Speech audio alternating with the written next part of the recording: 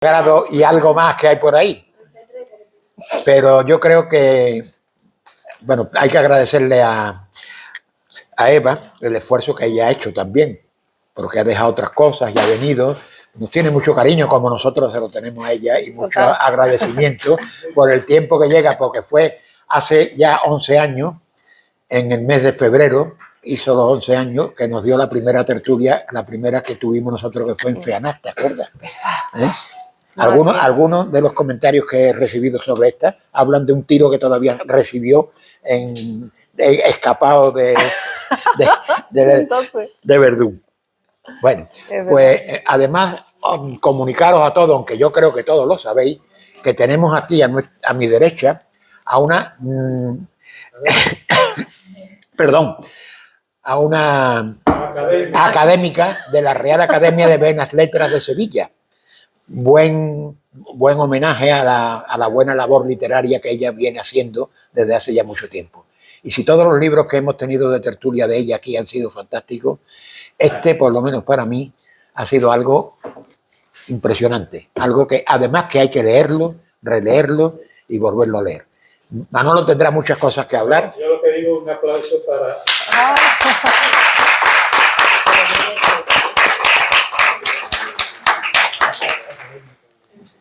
Bueno, muchas gracias. Ay, muchas gracias. Bueno, esto para mí es la cita clásica, pero vamos a ver. Es que cuando Fernando a mí me dice la cita con nuestra tertulia, y digo, pero eso lo pongo yo en la agenda con letras absolutamente doradas. Es verdad que está siendo un año complicado, porque, bueno, sabéis que soy ahora directora del Centro Andaluz de las Letras. Eso ya hace tiempo. Ay, sí, está siendo muy trabajoso, muy trabajoso. Y bueno, ahora estoy en la promoción de la nueva novela y, bueno, muchas cosas más, como efectivamente, bueno, ahora está el papel, ¿no?, de académica, que la verdad es que es una responsabilidad muy importante, porque, bueno, yo creo que la academia está abriendo sus puertas. Yo me siento, fijaos, yo envejezco, como es normal, pero bueno, en la academia, que la media de edad es más alta que la mía, entonces como que me da muchos ánimos para pensar que se pueden hacer muchas cosas y estoy muy animada y muy contenta por estar además con gente a la que admiro tanto y quiero tanto y bueno, que siempre cuando yo estaba en el periódico, en El Mundo, siempre me escapaba del periódico y yo decía, hay unas jornadas interesantísimas en la academia y siempre me decían mis compañeros que no entendían en la labor de los eruditos, ya se va Eva con sus viejitos. Bueno, pues yo me voy con mis viejitos eruditos, que son las personas a las que más admiro y a las que más quiero. Entonces, bueno, ya estoy allí con ellos, ¿no? Entonces, bueno, pues la verdad es que a mí me ha ilusionado muchísimo y estoy muy contenta con eso. Por cierto, mañana, otro día de estos 40 y tantos grados. Sí. Ay, Dios mío, que tenemos... o sea, va a ser mi primera actuación en la academia, que precisamente voy a hablar sobre la intrahistoria de la novela de Nebrija, pero bueno, como yo siempre tengo la premier aquí. Lo siento, no puedo ir. La premier, absolutamente. Lo siento. ¿No? Eso, ya sabéis que desde el principio, yo creo que desde... No sé si desde Memoria de Cenizas o desde Hijo del Mediodía, no recuerdo bien, ¿verdad? Memoria de Ceniza fue la primera que tuvimos. Y siempre, yo recuerdo siempre como con todos los títulos de todas las novelas haber hecho algo con vosotros. Sí. Y siempre me disteis suerte. ¿Te acuerdas, Fernando? Sí. Memoria de Ceniza fue la primera. La primera, en San Francisco de Paula. Efectivamente. Y lo pasamos estupendamente, que después diste allí una charla aparte a los alumnos y tal. Exacto. Muy, o sea, fenomenal. Siempre, o sea, que es un clásico. Muchas más, todas. Un clásico. Y para mí ha sido algo... Bueno, pues ahí seguimos. Muy bien.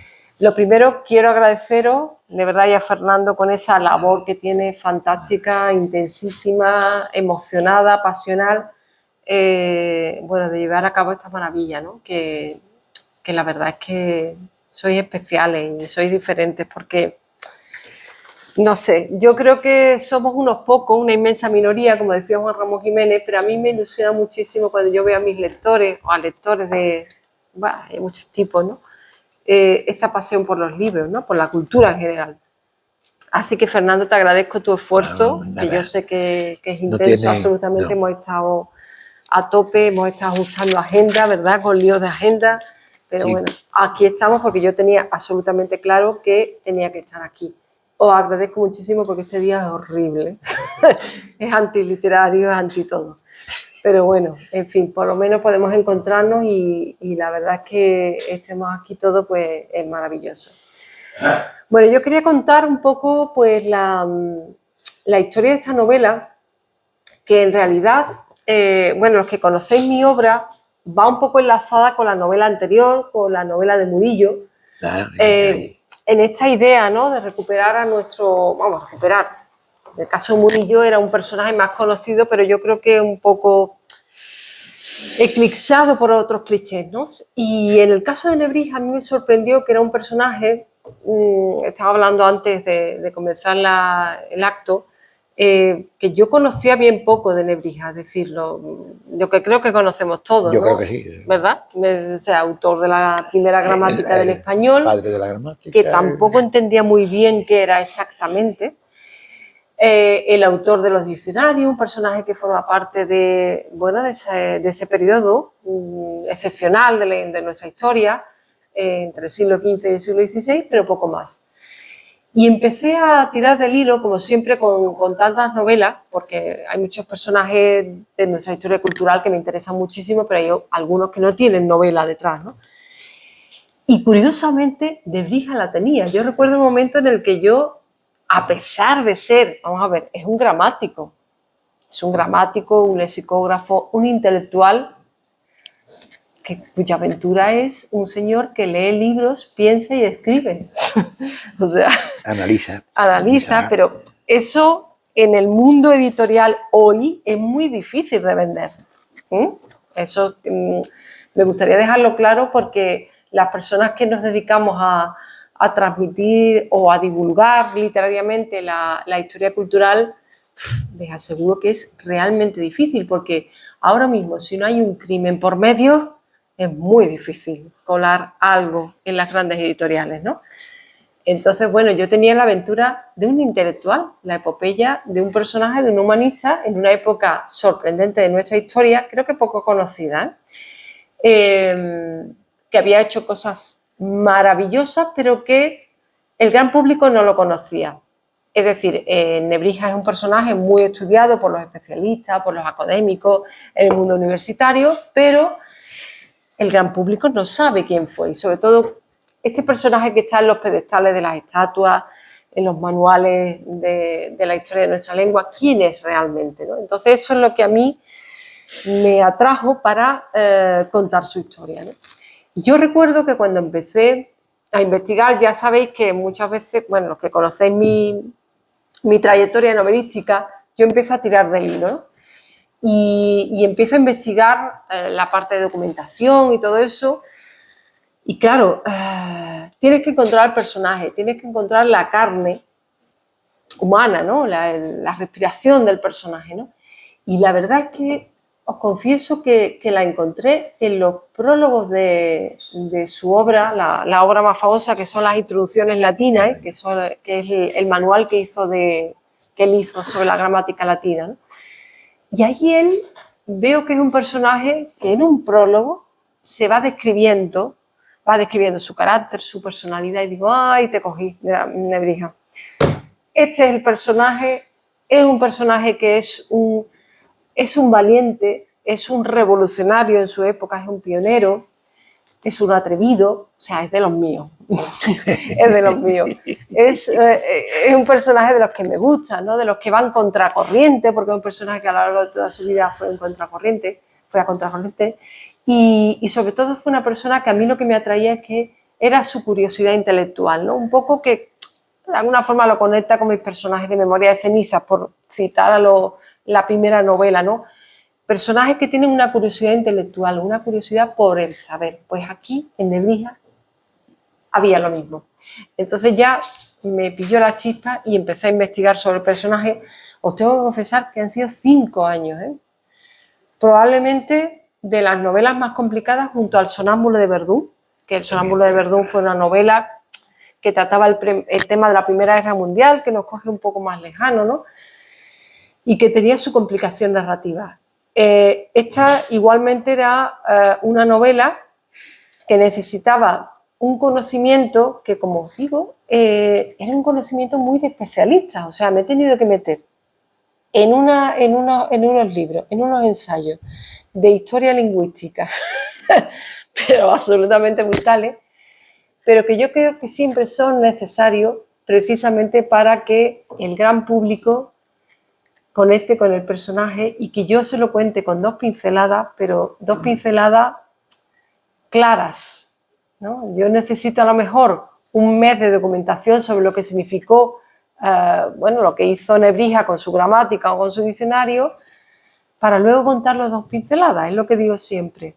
Esa es la clave y es muy trabajoso, pero al mismo tiempo apasionante porque después sales con un conocimiento del personaje y de la época verdaderamente fascinante. Entonces, bueno, yo me lancé a escribir la novela, como siempre con esa osadía, que yo creo que no me he curado a estas alturas y bueno, tampoco... No te cures. No me voy a curar ya a estas alturas, no te ¿verdad, cures, Fernando? no. Ya una tiene una edad, No, bueno, pues ya no. nos estamos lanzando ya incluso... Yo creo que lo bueno de cierta edad ya, sin pasar de todo, y decir, bueno, aquí estamos y esto es lo que somos, ¿no? Entonces, bueno, entonces me pareció un personaje fascinante, un personaje de nuestra historia, de la historia de nuestra cultura, y que había protagonizado varias revoluciones que a mí fueron las que me sorprendieron. Por un lado, es un personaje que tú dices, bueno, vale, el autor de la primera gramática del castellano. Ah, muy bien, vale, estupendo. ¿Qué es la primera gramática del castellano? Porque, claro, él, como profesor en la Universidad de Salamanca, había escrito un manual de gramática latina. El latín era la lengua de la cultura, la forma en la que se daban las clases, se daban las clases en latín, hay aquellos años, ¿no? Se daban las clases en latín, y él hizo un manual de gramática latina que tuvo mucha popularidad, entre otras cosas porque sorprendió mucho, hizo una revolución pedagógica porque con respecto a los libros de gramática latina que existían antiguamente, que eran mamotretos, de hecho hay uno que se llama el mamotreto, de ahí viene la palabra, él hizo las introducciones latinas, eran, bueno, un manual muy simple donde se explicaba de forma muy sencilla el latín, o sea, hizo una adaptación muy moderna, ¿no?, de cómo había que estudiar el latín. Es curioso que ese manual se convirtió en un manual muy popular, tan popular que se empezó a llamar como el Antonio. El Antonio, bueno, como hemos llamado a los manuales, ¿no? Tengo que decir que yo he sustituido al gran José Luis Comella en la Academia de Buenas Letras y nosotros llamamos a él Comellas, a los manuales de José Luis Comella. Pues eso, era el Antonio. Con el Antonio, nuestro Nebrija ganó muchísimo dinero y, entre otras cosas, fue pionero en los derechos de autor. Él se dio cuenta de que en su época, bueno, en su época y en todas las épocas lo hemos vivido actualmente, ¿no?, se hacían lo que hoy llamamos ediciones piratas, pero que en su época eran ediciones contrahechas o postizas, ¿no? Entonces él consiguió de forma muy prematura, o sea, fue el primero, que consiguió una pragmática de los Reyes Católicos para conseguir el privilegio real para que solo él fuera la persona que controlara la edición, es decir, que él le dejara a un editor, que bueno, fue el impresor Guillén de Burcar, el único al que le estaba permitido hacer esa edición del Antonio, ¿no? Entonces él fue pionero en los derechos de autor. Claro, nos salta la primera bombilla. Resulta que se ha difundido que los derechos de autor, el copyright, es de los ingleses, mucho más tarde. Pues no, nuestro Nebrija lo hizo antes. Es una de las cosas que a mí me llamó la atención. Digo, pero si aquí hay alguien que está defendiendo la creación intelectual desde muy temprano, ¿no? Bueno, pues este personaje con su gramática latina. Pero como os decía, lo sorprendente de Nebrija es que la gramática con la que se convierte en un genio, aunque fue un genio incomprendido en su época en este aspecto, es cuando él edita la gramática castellana. Él era un humanista, es decir, alguien que defiende el latín como lengua del conocimiento. Pero él hace una gramática de una lengua vulgar, que es el castellano. Algo absolutamente incomprendido y extrañísimo. Pero aquí nos damos cuenta de que Nebrija es un personaje que se adelanta a su tiempo. Claro, nadie comprendía en su época que se hiciera una gramática de una lengua vulgar, es decir, no de una lengua culta como el latín o el griego. ¿Una lengua vulgar?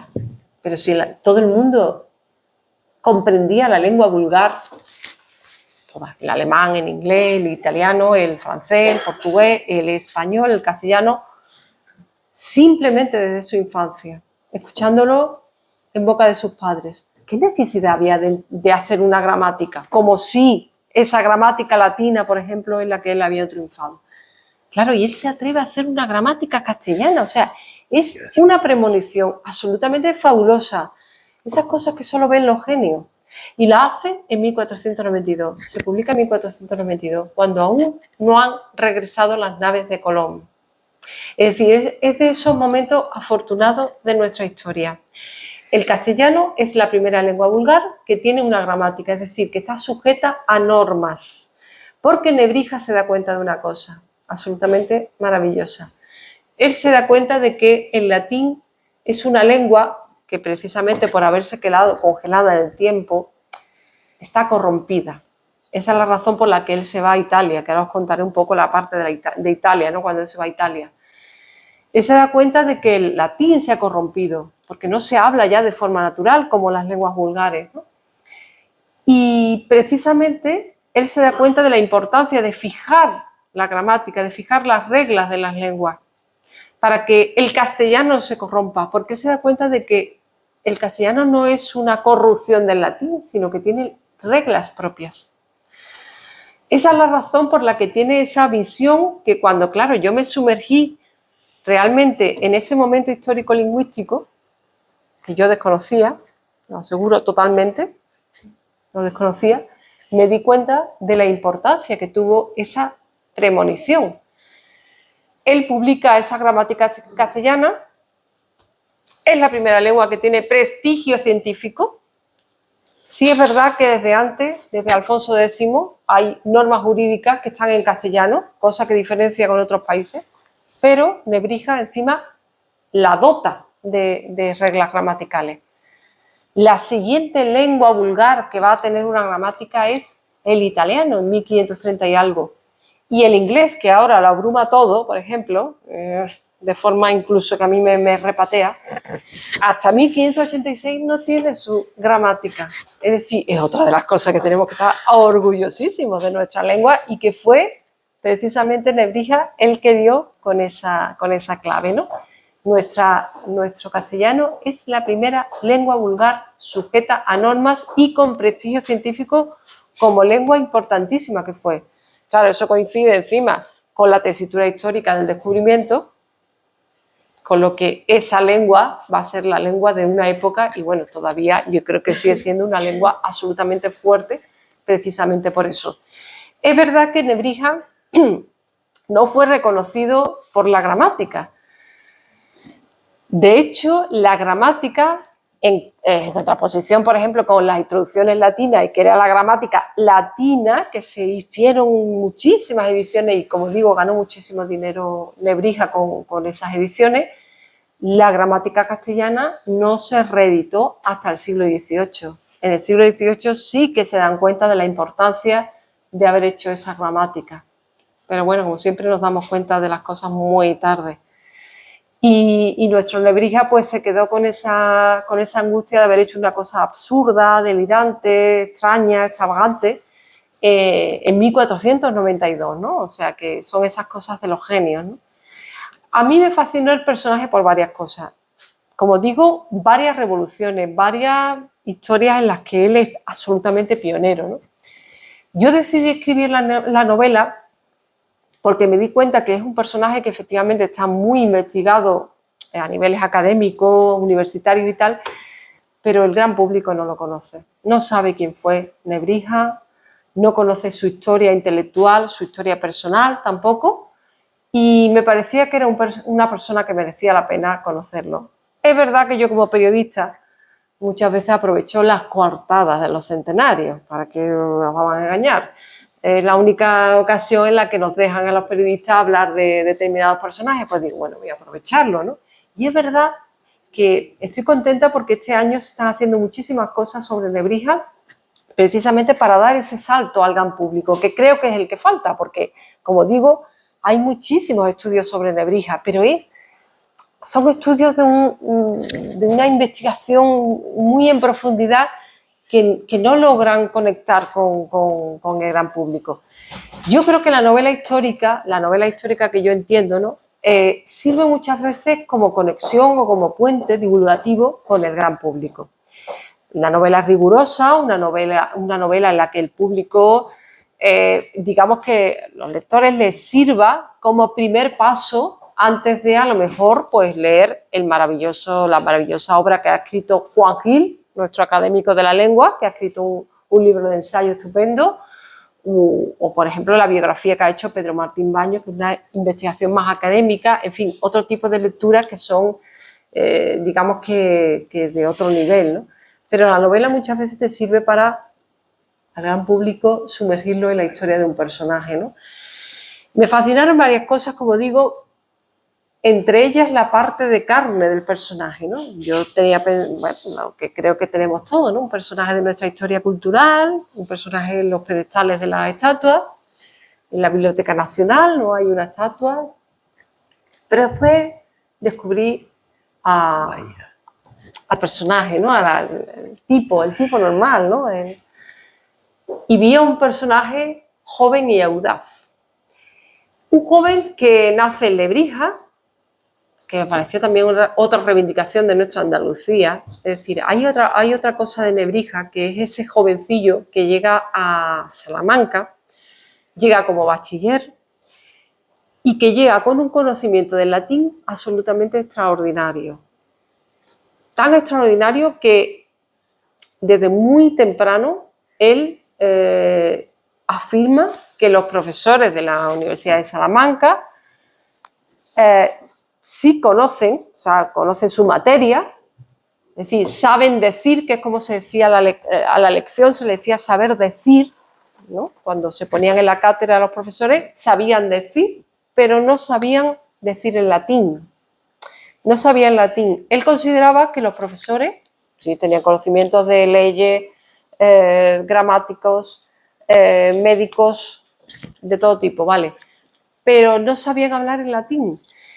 Ellos, de alguna forma, romanceaban, que era como se llamaba en la época, a introducir palabras del castellano dentro del latín. Corrompían el latín, como hoy en día el Spanglish, ¿no? Que meten palabras del español con el latín, o sea, con el inglés, y hacen una mezcla. Pues eso le mataba a nuestro Lebrija, Antonio de Lebrija, como dice Juan Gil, y no Antonio de Nebrija, que bueno, luego si acaso comentamos la traición al personaje al llamarlo Nebrija. Él consideraba que los profesores corrompían el latín, sabían de su materia, pero no sabían latín. Esa es la razón por la que él se marcha a Italia, precisamente a la cuna del latín, para conocer bien el idioma, ¿no? Hace una especie de Erasmus, digamos, ¿no? Bueno, aunque hoy el Erasmus sea una cosa, sea otra cosa, pero bueno, yo siempre intento transmitir un poco relaciones del presente para que se entienda un poco, ¿no? La vida cotidiana del pasado. Él se va a Bolonia en cuanto termina su bachillerato, digamos, ¿no? en Salamanca, y en Bolonia, bueno, Italia es una absoluta transformación para Nebrija, ¿no? Es un personaje que, claro, hay que tener en cuenta que en esa época está surgiendo el Renacimiento en Italia. Cuando yo investigué sobre la vida de Nebrija me sorprendió que la época de Italia está documentada, pero hay como 1 año y medio o algo así, en el que hay una laguna documental importante. Claro, Italia, Renacimiento. Nuestro Nebrija, que es el representante del humanismo que luego él va a traer a España, ¿no? Personaje que traerá además los conocimientos latinos, el gran invento de su época, que es la imprenta, 1 año y medio, Laguna Documental. Claro, pues una osada novelista lo que hace es que le da una vuelta por esa Italia. Los que hayan leído la novela entera, hay una parte muy importante que es el epílogo, que es Confesiones de una fabuladora, que son 20 y tantas páginas, ¿eh? Sí. Son 20 y tantas páginas, no es ninguna tontería. Donde yo desvelo lo que es verdad y lo que es ficción. ¿Qué es lo que pasa? Que la anterior novela de Murillo me ocurrió una cosa maravillosa e inquietante. Y es que al hacer una novela histórica sobre un personaje histórico real, es verdad que Murillo es una novela muy documentada, una novela que se basa en toda una construcción real biográfica, pero claro, hay otras partes que son ficción. Entonces yo me di cuenta de que había cosas inventadas por mí, pequeñas ficciones documentales que los lectores creían que eran verdad. Por ejemplo, me ocurrió, los que hayáis leído Murillo, hay una parte en la que es verdad que los hijos de Murillo, los 3 primeros hijos de Murillo, se mueren en la epidemia de peste de 1649. Bueno, pues yo siempre he intuido que los hijos de Murillo, no solo estos, sino el resto que tendrá después, están pintados en sus cuadros, pero no tenemos confirmación documental de dónde están, salvo una hija, que es una hija que profesó en el convento donde está ahora Ficus. Madre de Dios, efectivamente, el convento de Madre de Dios era una hija, Isabel, que era además sordomuda, y aparece en un cuadro que es la lección, o sea, cuando Santa Ana da la lección a la Virgen, ¿no? Esa es la única prueba documental de un hijo de Murillo, pero sabemos que evidentemente hay un retrato de familia escondido en su obra, porque es el gran pintor de los niños. Entonces yo inventé dentro de una ficción verosímil, que eso es lo que creo que es fundamental dentro de una novela histórica rigurosa, inventas, pero partiendo de una construcción real, histórica, que Murillo y su esposa Beatriz de Cabrera, primero ella, como consuelo ante el duelo, iban visitando los lugares donde ella sabía Beatriz, ¿no? Que sabía que estaban pintados sus hijos, ¿no? Como hoy cualquier padre o cualquier madre ante la muerte de un hijo, pues vería los cuadros, o sea, las fotos del álbum o los vídeos, ¿no? Evidentemente, como forma de salvación de duelo, ¿no? Bueno, pues a mí me pareció que ese era un recurso literario que quizás pudo ocurrir, ¿por qué no, no? Pero claro, cuando yo me doy cuenta de que hay guías turísticos que están explicando eso como si fuera verdad, es cuando yo digo, Dios santo de mi vida, ¡qué peligro! Entonces, claro, yo lo explicaba a mis lectores con los que yo me encontraba en mis clubes de lectura y tal, pero claro, digo, tiene que haber alguna forma de fijarlo porque no me puedo permitir esto, ¿no? Pues al final se va a convertir en una leyenda. Y dentro de un siglo resulta que hay gente que se cree eso, cuando me lo inventé yo. Y algunas cosas más que no les cuento, pero bueno.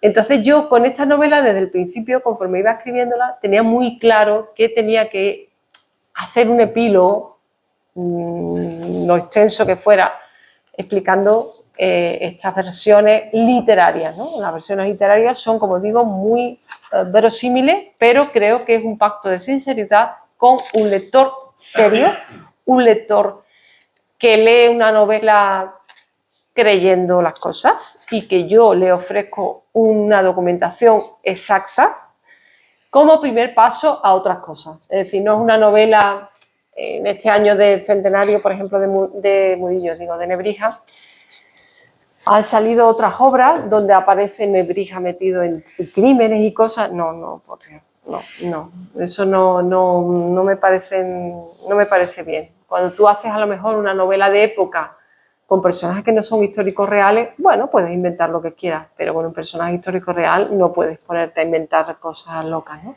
Entonces me parecía que era lógico hacer esto. Entonces, como les digo, con la parte de Italia había un año y medio ahí donde yo podía imaginar literariamente lo que podía haber hecho nuestro Nebrija con 19 años en la Italia del Renacimiento, ¿no?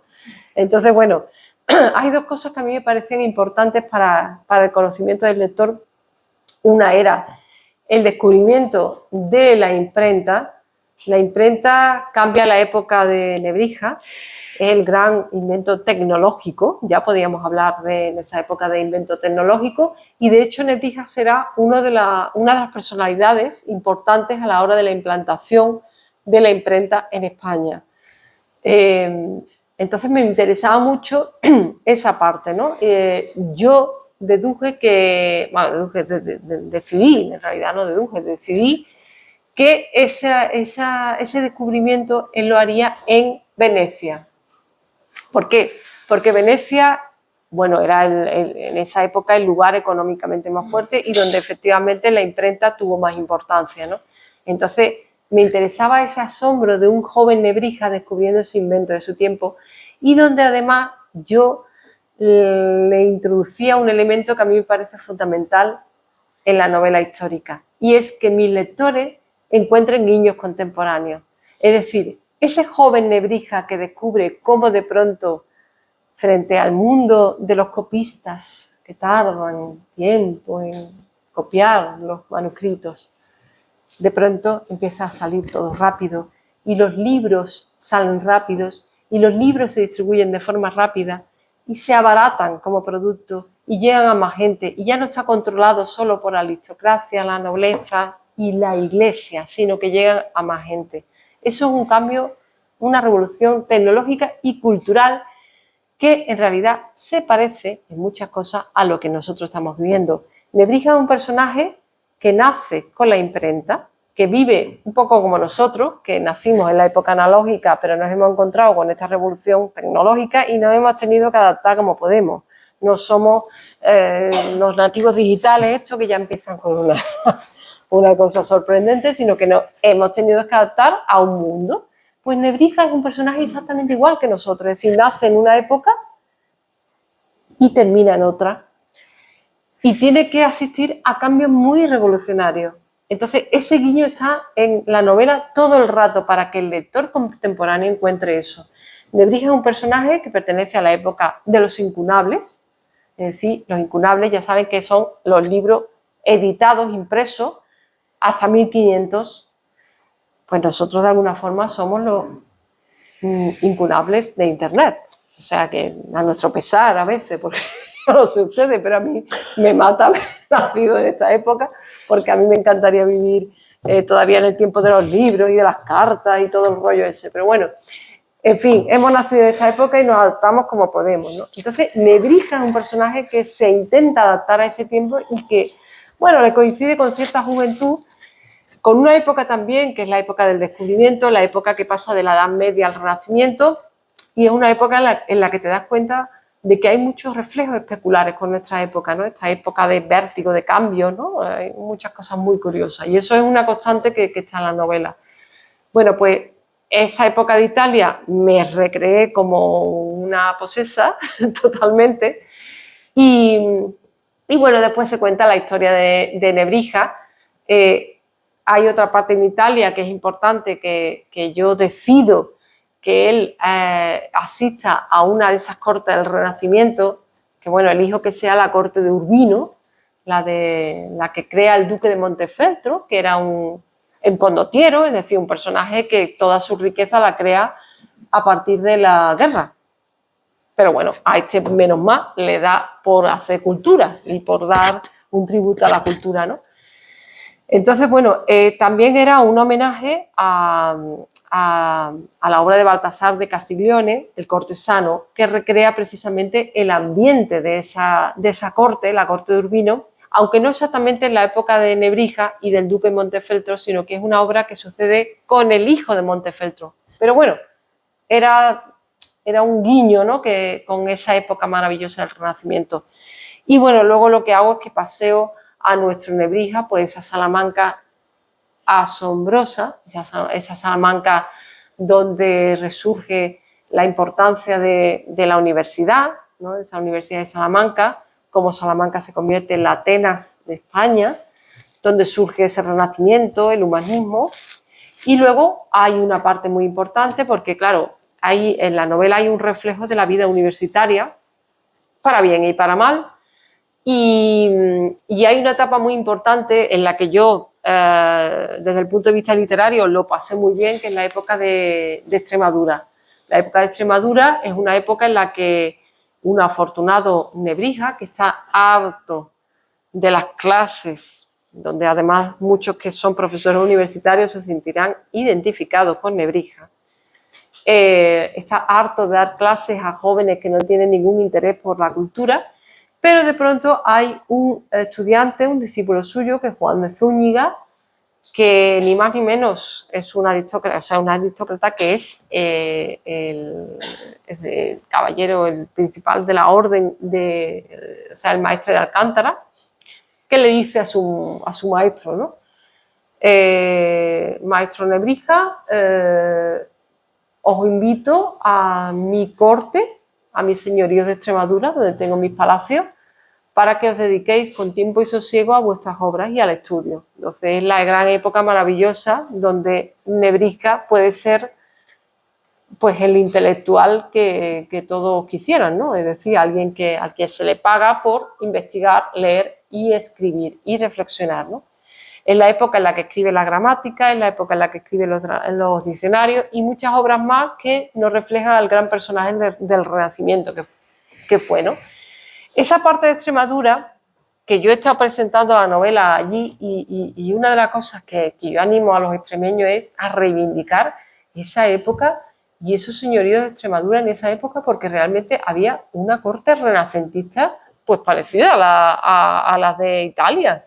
La corte que aparece con el duque de Montefeltro es perfectamente paralela a la que crea Juan de Zúñiga con Nebrija y otros personajes, otros intelectuales de la época. Me parece que es una cosa a reivindicar, ¿no? Entonces, pues, en la parte de Extremadura es una de las partes, digamos, el corazón de la novela.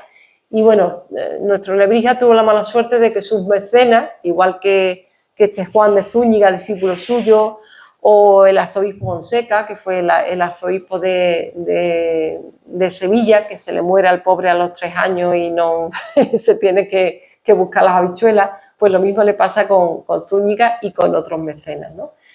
Entonces nuestro Nebrija tiene que volver de esa placidez de época en Extremadura a Salamanca. Y en Salamanca es cuando se encuentra, cuando tiene que volver a las tareas del estudio salmantino, cuando se encuentra con un episodio que yo cuando lo leí me parecía absolutamente sorprendente, ¿no? En 1513 él oposita, como diríamos hoy, a una cátedra que es la cátedra de Prima de Gramática, donde además estudiaba su manual, el Antonio, ¿no? O sea, y él era el principal sabio y el principal conocedor de la gramática.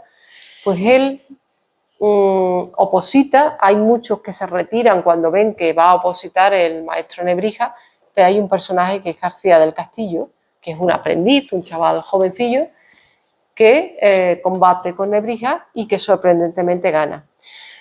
Todavía a estas alturas la Universidad de Salamanca está pidiendo perdón por ese hecho, ¿no? El hecho que muchos que han sufrido los ambientes universitarios, esas grandes injusticias que a veces se dan, pues bueno, ocurrió con nuestro Nebrija, ¿no? El mayor sabio de España pues pierde una cátedra frente a un aprendiz. Cosas que pasan. Y nuestro Nebrija en 1513, un hombre ya mayor, muy derrotado, en fin, ya muy desalentado de la vida, casi que vuelve a Sevilla, retorna a Sevilla, pero el cardenal Cisneros, que es un personaje importante en la novela y un personaje importante en la historia de Nebrija, le ofrece la cátedra de retórica y le dice, se apunta una frase absolutamente maravillosa, dota su cátedra de retórica con muchos florines, o sea, está muy bien dotada, y además le dice que el maestro Nebrija leyere lo que quisiere, leyere era dar la clase, como digo, leyere lo que quisiere, y que si no quisiese leer, que no leyese, que esto se lo pagaba por lo que le debía a España. es decir, es la figura del catedrático emérito. Eso lo crea Cisneros en la recién nacida Universidad Complutense, en la que nuestro Nebrija dio clases de retórica. Hay otro personaje muy importante en la novela, que es Francisca de Nebrija, la hija de Nebrija. Es verdad que hay investigadores actuales que afirman, o dudan de su existencia. Naturalmente, los historiadores, hasta que no tienen una prueba documental, no confirman la existencia o la realidad de algo, ¿no? Según la historiografía tradicional, existió esa Francisca de Nebrija, que parece que asistió a su padre en la cátedra de retórica. El hombre ya estaba mayor e incluso llegó a sustituirlo. Pero no aparece en los libros de cátedra de la universidad, como tampoco otra mujer que parece que dio, según la tradición historiográfica, que dio clases en la Universidad de Salamanca, que fue Luisa Medrano. No aparece, claro, ¿cómo iban a aparecer si eran circunstancias excepcionales? Pero yo quise sacarla primero porque probablemente existió como tantas mujeres que lucharon y vivieron a contracorriente. Naturalmente no están reflejadas documentalmente porque no eran catedráticas. ¿Cómo iban a ser catedráticas si las mujeres hasta el siglo XIX no pueden entrar en la universidad? Pero algunas hubo. Entre ellas, por ejemplo, Luisa Medrano, Francisca de Nebrija, Beatriz Galindo, la latina, Luisa Sigea, otra intelectual de la época, Beatriz Bernal, autora de novelas de caballería. Es decir, hay un primer renacimiento español muy breve pero muy luminoso en el que hay un protagonismo especial de las mujeres intelectuales. Tal fenómeno incluso se llegó a llamar como la escuela edoctae, es decir, las muchachas sabias. Un fenómeno que va a ir desapareciendo conforme avance el siglo XVI y que en el XVII acaba fatal, porque todas estas mujeres intelectuales son convertidas en personajes grotescos, tanto así que en el siglo de oro, en el teatro del siglo de oro, aparecen ridiculizadas, ¿no? Como las latiniparlas, todas estas que son ridículas y estúpidas porque quieren aprender, son doctas, son mujeres doctas, ¿no? Pero en ese primer renacimiento hubo unas mujeres muy interesantes y por eso yo quise sacar la importancia de esta mujer, Francisca de Nebrija, como una historia paterno-filial muy bonita de un padre y una hija que se transmiten conocimientos y como esa importancia que tuvieron las mujeres en esa época. Bueno, el final de Nebrija es precisamente en la Universidad de Alcalá de Henares, donde, como digo, estuvo en la cátedra de retórica gracias a Cisneros. Él tuvo un problema precisamente con la Biblia políglota que impulsa el cardenal Cisneros, realmente una obra que yo creo que no se ha valorado suficientemente. Yo que conozco bien los intentos de reforma religiosa que se han hecho, entre ellas la Biblia del Oso, con mi memoria de ceniza, pero esa Biblia políglota que impulsa desde el humanismo cristiano el cardenal Cisneros es muy importante y yo creo que no se valoró y se silenció dentro de España. Error. Nuestro Nebrija formó parte del equipo de biblistas que reúne Cisneros, y que, claro, nuestro Nebrija, que era un personaje intelectual, muy arrogante, muy satisfecho de su saber, que esa es otra de las características personales de este personaje, él se atreve a enmendar la plana, ni más ni menos que a San Jerónimo. Ya saben que San Jerónimo es el traductor de la Vulgata, que es la traducción canónica en latín de la Biblia. Claro que nuestro Nebrija lo que hace es una traducción, o sea, una enmienda a la plana desde un punto de vista formal. Él no se mete en el contenido como si harán los protestantes que vengan un poco después, ¿no? Pero ya era algo inquietante y por esa razón nuestro Nebrija sufre un proceso inquisitorial duro. Es verdad que ese proceso inquisitorial se ha perdido toda la documentación, pero sí es verdad que lo debió de pasar mal porque además como inquisidor general estaba Diego de Deza, que era un antiguo enemigo de las aulas de Salamanca de Nebrija y que se empeña con él, Es verdad que en esa época, principios del siglo XVI, la Inquisición está pendiente de quemar conversos judaizantes y todavía no está obsesionada con los herejes intelectuales, eso vendrá después. Pero quién sabe si Nebrija podría haber terminado mal. Tuvo la suerte de que el rey Fernando, ya había muerto la reina Isabel, el rey Fernando aparta a este Diego de Deza como inquisidor general y nombra como inquisidor general a Cisneros, que es el amigo de Nebrija, y esta es la razón por la que se salva nuestro héroe, yo digo sí, nuestro héroe intelectual. Y sin embargo, con el tiempo hay una carta absolutamente que yo me parece fascinante y que yo introduzco en estas confesiones de una fabuladora, del epílogo este que les digo, porque me parece que es, bueno, es un texto que yo no sé por qué no se conoce, no se ha conocido suficientemente en España, porque es una defensa de la libertad de pensamiento tan impresionante, tan moderna, que yo recuerdo cuando la leí que fue como, oh, ya, mi personaje más querido, ¿no? Es una defensa absolutamente maravillosa, ¿no? Del personaje, ¿no? Y me parece que Nebrija tiene una vida absolutamente impresionante, aunque sea la vida de un gramático, porque ese fue otro de los desafíos, y ya termino, otro de los desafíos literarios de la novela, que es contar la vida de un gramático, porque es una persona que está todo el día leyendo, escribiendo, pensando. ¿Cómo transmites a un lector que no es un especialista en lingüística cuál es la revolución de este hombre, ¿no? Entonces, bueno, ahí están un poco las herramientas del oficio, y ahí, bueno, hayáis leído pues esas metáforas que se utilizan, que utiliza Francisca de Nebrija sobre cazar mariposas, ¿no? Bueno, esas cosas que se utilizan muchas veces pues para entender lo que estaba haciendo este hombre. En fin, y en resumen, ya para terminar, y ahora os doy paso,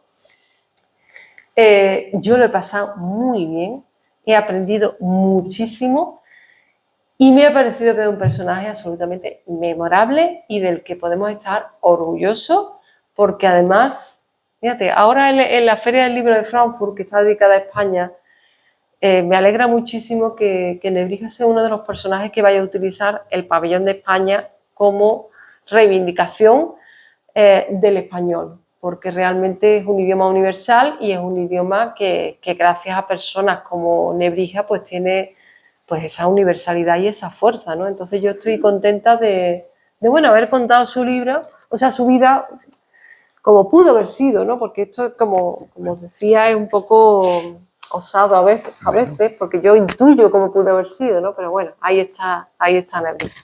Muy bien, muchas gracias. Nada, gracias a vosotros, ¿verdad?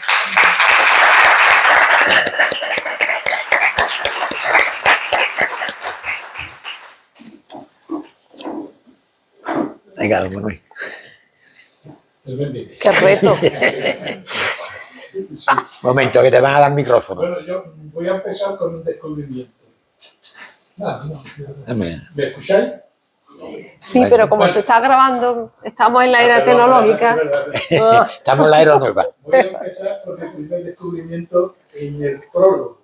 Yo no sabía que en Nebrija se llamaba Antonio Martínez de Cala Jarana. ¿Y por qué digo un descubrimiento? Sí. Porque mi abuela materna es de Nebrija y se llama Jarana. ¡Ay!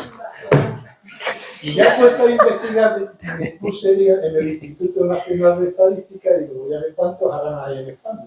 Ahí está. Bueno, pues hay 661 nada más y localizados en los límites de Sevilla y Cádiz. O sea que es un descubrimiento que he hecho de tipo familiar. O sea que aquí tenemos al heredero de Nebrija. Bueno, se compartiremos algo en la picanta de verdad. Y bueno, también en el prólogo, como te he repetido antes en la previa, cada vez que leo un libro tuyo me pongo el diccionario al lado. Y hago un glosario, porque aprendo muchísimas palabras que me encantan, ¿no? Es que en el mismo empiezo, hembra mañera. No sabía qué era. Sí. No creo que los que no hayan visto en el diccionario no sé si sabrá lo que es una mujer externa. Toca doñiles. Monja. Claro, es la segunda o la tercera sesión del diccionario. Claro. ¿No? Sobre todo yo, y eso me encanta. ¿Eh? Te reitero siempre la belleza de tu escritura, el uso que hace del lenguaje y que nos obliga a buscar y a aprender.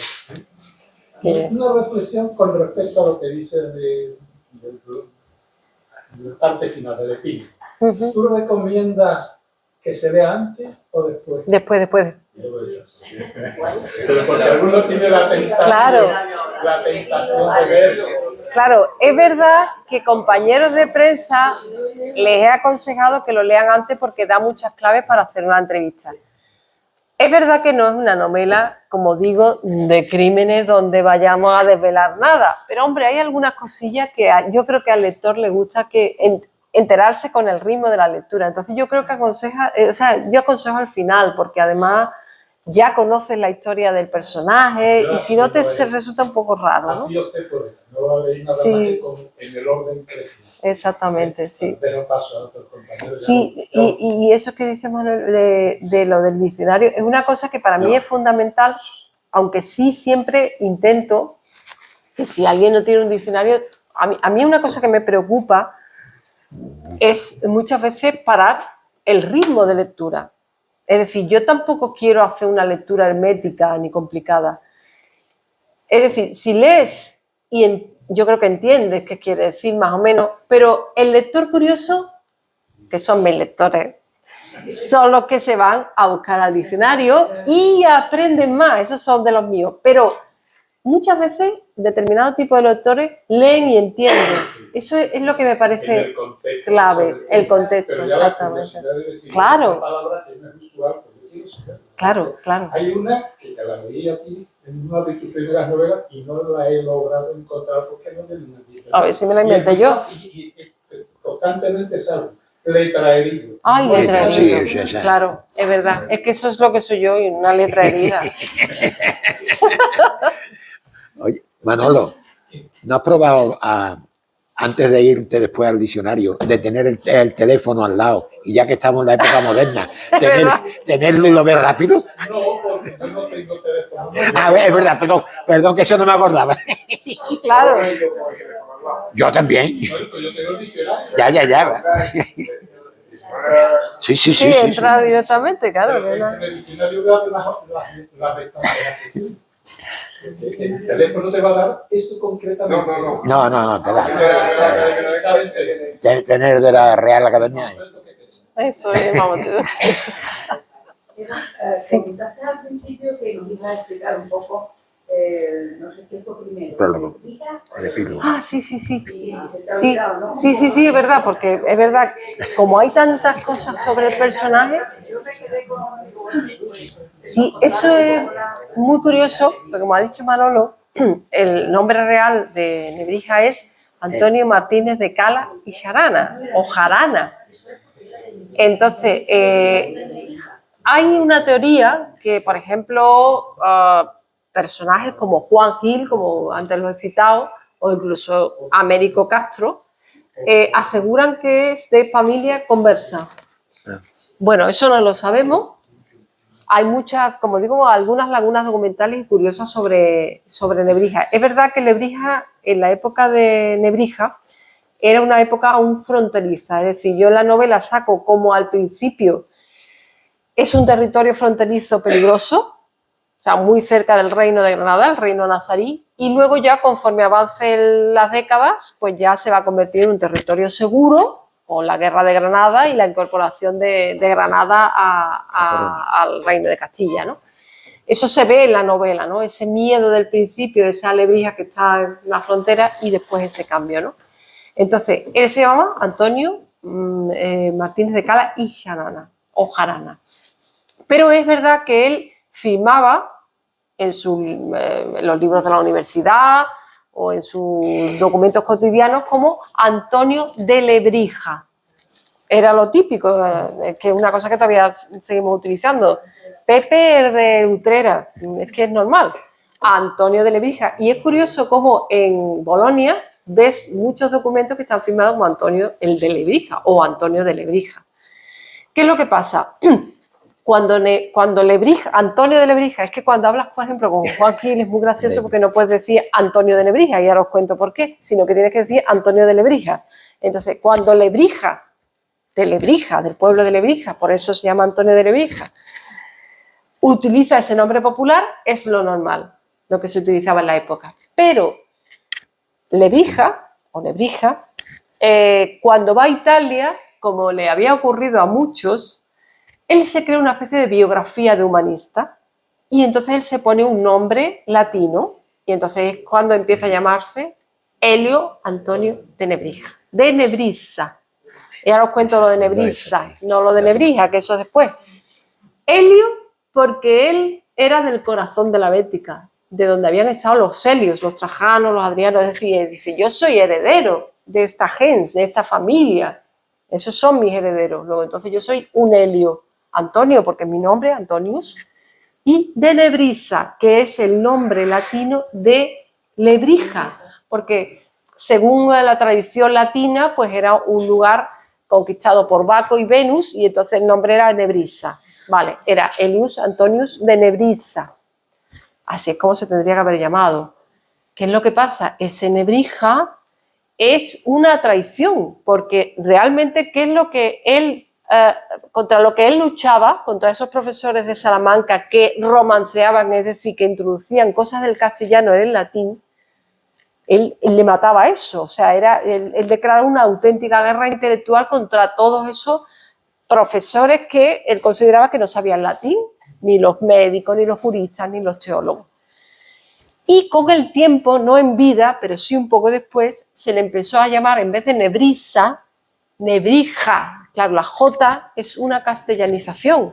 Luego, entonces era el Spanglish este, o sea, el romanceo que se le metió en su lengua. Claro, es una traición a Nebrija. Por eso Juan Gil defiende que hay que llamarlo Antonio de Lebrija, no Antonio de Nebrija. Yo lo cuento también en el epílogo, que yo me planteé si llamarlo en la novela Antonio de Lebrija, Nebrissa, y digo, mira, vamos a ver, yo estoy haciendo una novela, yo estoy haciendo un libro dedicado al gran público, precisamente para que conecte. El gran público no conoce estos detalles lingüísticos.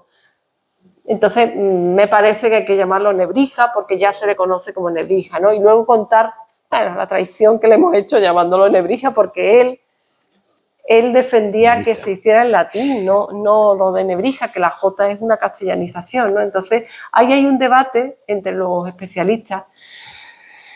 Pero el propio Juan Gil, por ejemplo, dice, no, es una batalla perdida. El otro día nos hicieron una entrevista en Radio Nacional, en la Feria del Libro de Madrid, y él decía, no, es una batalla perdida, pero bueno, por lo menos yo voy a decir que el hombre era Antonio de Lebrija y después la latinización sí era Nebrissa, pero evidentemente lo conocemos como Nebrija y ya está, así ha sido. Pero bueno, pero es curioso, es curioso.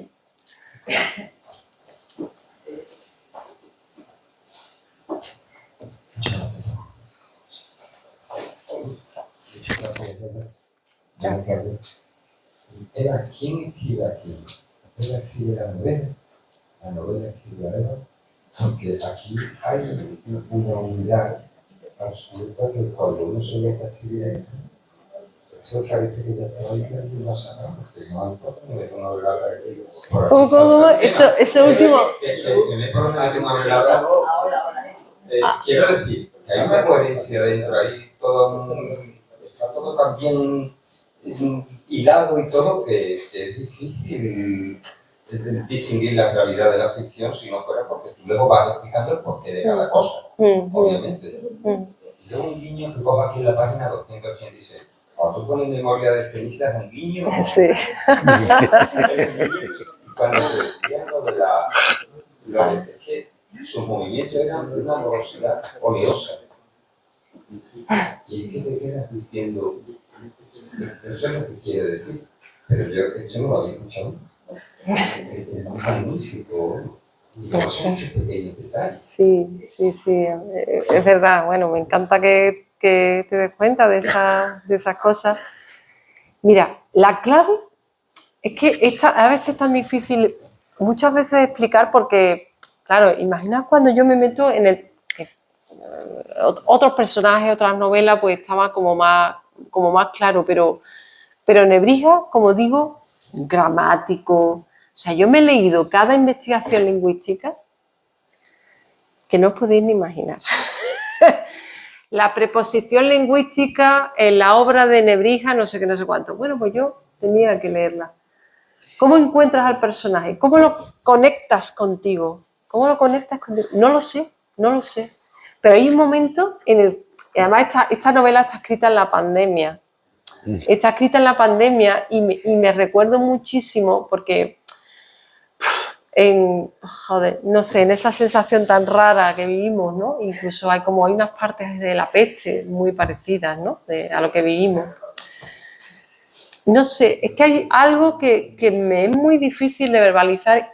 Mira que yo intento muchas veces eso, verbalizar y teorizar lo que escribo, porque creo que hay un apartado muy racional, pero hay un momento en el que no sé cómo se conecta ese personaje conmigo, no lo sé, con los sueños. Hay una complicidad Sí. que parece que te está dictando el hombre. Sí, te lo aseguro. O sea, sí. Medium, o sea, una cosa que es absurda y yo te negaré que estoy diciendo lo que estoy diciendo, que es un medium, pero es que yo recuerdo tardes donde yo estoy escribiendo anécdotas que le ocurren a Nebrija para darle carne al personaje, que ya digo que yo después cuento lo que es verdad y lo que es ficción, pero claro, después hay partes en las que tú tienes que poner a vivir al personaje y a actuar y a dialogar.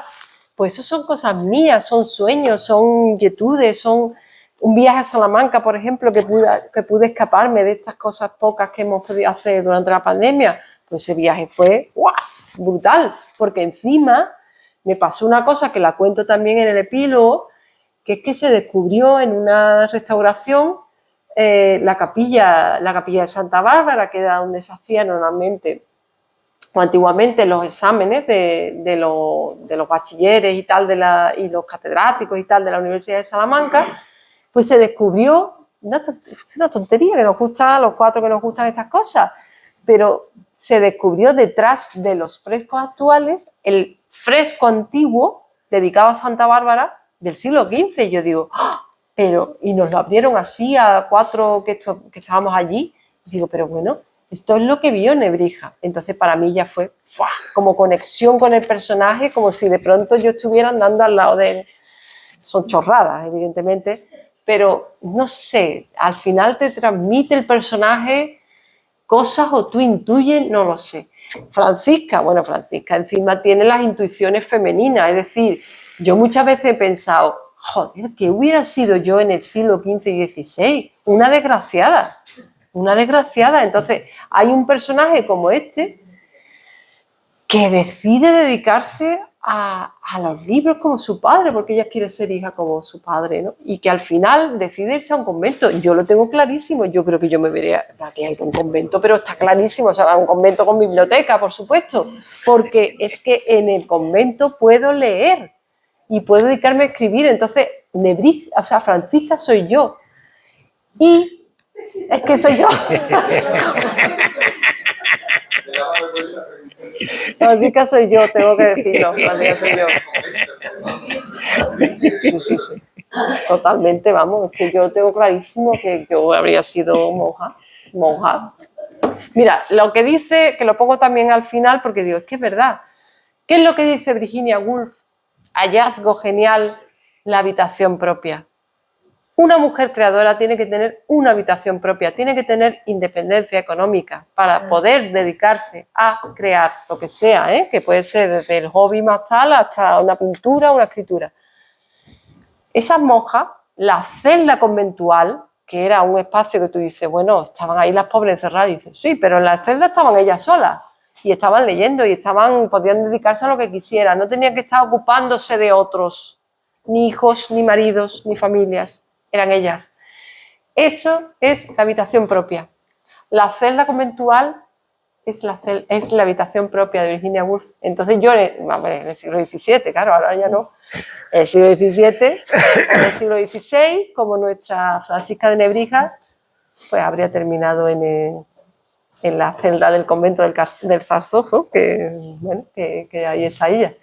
Entonces, hay cosas, es verdad, que las prestas al personaje y ya ni siquiera sabes si son tuyas o del personaje. Eso es una cosa realmente muy curiosa y que con otras novelas me pasa cuando me preguntan sobre un personaje, como yo además escribo muchas veces sobre personajes reales. Hay excepciones, naturalmente, en novelas mías que no son personajes reales, ¿no? Aunque sean novelas de época. Pero digo, yo no sé ya qué soy yo, qué es el personaje. Esto es peligroso. Pero es muy bonito, muy bonito.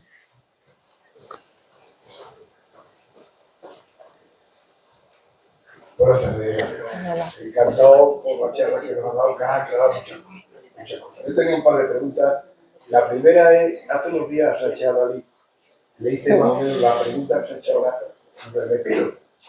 Pero se la hice en el sentido de dónde, en una novela histórica, dónde quedaba la preocupación científica de la base, que es fundamental, que es lo que ahora, y qué licencias podría permitirse el escritor, porque para rellenar el hueco o para poder no. La verdad es que no quedó muy clara la contestación, no porque no haya ser, tampoco yo no la supe conocer la suya, pero es difícil lidiar con ese tono en la novela científica. Pero luego no hay duda que si hubiera puesto el Pilo como prólogo, gran parte para mí, gran parte de cada novela se hubiera venido abajo. Claro. Porque me enamoré del personaje de Francisca. Claro. Es lo que es Francisca y que a lo mejor te digan, oye, que es que a lo mejor ni Francisca asistió. Claro. Claro. Bueno, o, por ejemplo, el personaje de la enamorada, Francesca. Sí, claro. Pero entiendo que Cervantes hay que hacer un estilo, porque la ciencia es la ciencia y si te quieres ver serio, escribiendo el pensamiento científico no se puede más nada.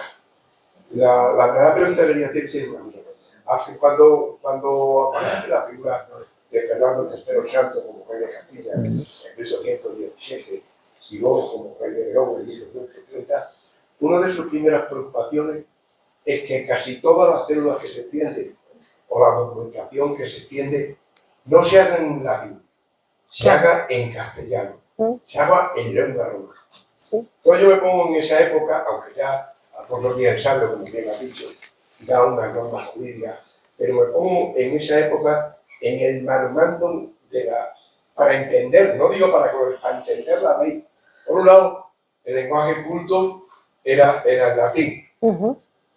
Por otro lado, la lengua romance estaba toda lucha, porque en la puerta de Castilla y León, una cosa hablaba en León, otra cosa se hablaba en Castilla, y encima, en los territorios conquistados, que se les dotaba de nuevas documentaciones, se escribía en el aljamiado o se hablaba lo que fuera un árabe vulgar. Una especie de... ¿Cómo se llega, qué situación lingüística había en la época que llega Nebrija a hacerse maderemandum de cosas para un tío oculto que no solamente humanista? Porque una de las cosas que desprende tu libro es que su máxima preocupación no era normalizar el castellano, sino era el latín con el Antonio. Exacto. De algún sitio le tiene que surgir esa enorme preocupación, porque la preocupación que tú das en la novela es que él, lo que le molestaba es que alguien que hablaba el latín metiera expresiones, no que el que hablaba en lengua romance, que además no estaba regulada, pudiera meter un arcaísmo o algo. Exacto, eso no era importante. Entonces debía ser un maremándum enorme desde el punto de vista lingüístico, intelectual, en la época donde ya empieza la China Nebrija y donde él se empieza a mover ahí. Exacto.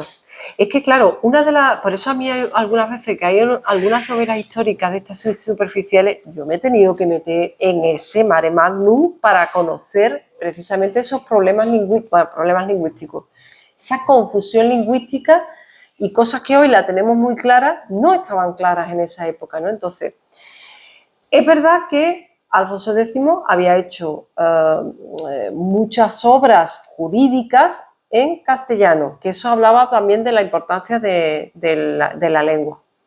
Pero es verdad que en la época de Nebrija lo importante era el latín. Primero, porque es la lengua vehicular de la lengua del conocimiento de la cultura.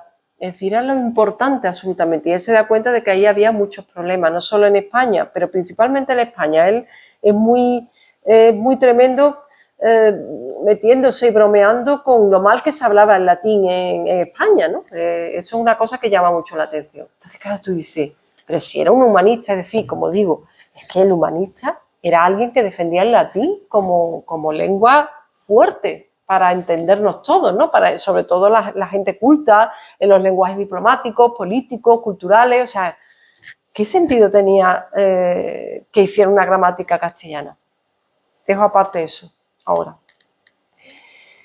En la época de Nebrija, es la época de los Reyes Católicos, y frente a lo que había ocurrido antes, los Reyes Católicos, sobre todo Isabel, tienen muy presente que el lenguaje, la lengua en la que debe difundirse toda la propaganda es el latín.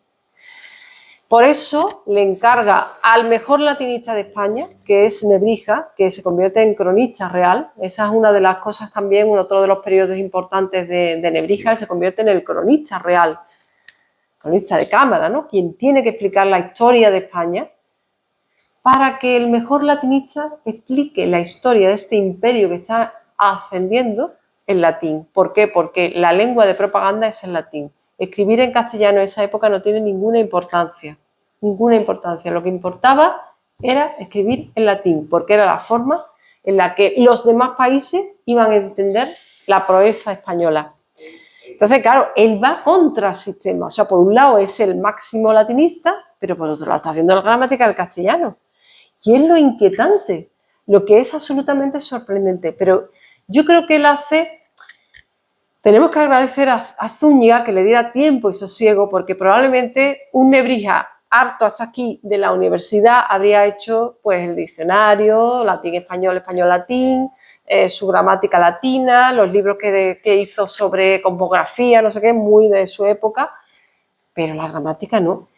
Y es como una intuición que él tiene porque la reina Isabel le dice a Nebrija: quiero que la gramática latina, es decir, las introducciones latinas, usted la traduzca al castellano para que las monjas no tengan necesidad de varón a la hora de aprender el latín.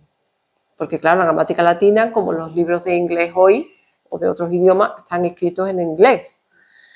Pero claro, lo que quería la reina es, no, lo que quiero es una traducción al castellano de cómo se debe escribir la gramática latina. Y esa misión le viene fatal a Nebrija, o sea, le cae fatal, no le gusta nada, porque él es un latinista. Pero ese mandamiento de la reina de pronto le hace ver a él que el castellano tiene fuerza. Él se da cuenta de que no es una corrupción del latín, que tiene formas verbales nuevas, cosas que son distintas al latín. Entonces él experimenta porque tiene tiempo y sosiego y hace la gramática, pero él sabe que va a ser una incomprensión. De hecho, significa una absoluta incomprensión, ¿no? Entonces es un rara avis absolutamente en su época, ¿no? Porque era el latín, es que es precisamente una época en la que coincide que el latín es la fuerza, absolutamente. De hecho, cuando se descubre América, el libro que se lleva a América de Nebrija no es la gramática castellana, que hubiera sido a lo mejor lo normal para que aprendieran los indígenas, ¿no? No, se lleva la gramática latina. Y los hijos de los caciques aprenden latín con la gramática latina de Nebrija, pero luego esa gramática va a servir para enseñar el propio castellano, ¿no? O sea, es una cosa que al final termina siendo normal, ¿no?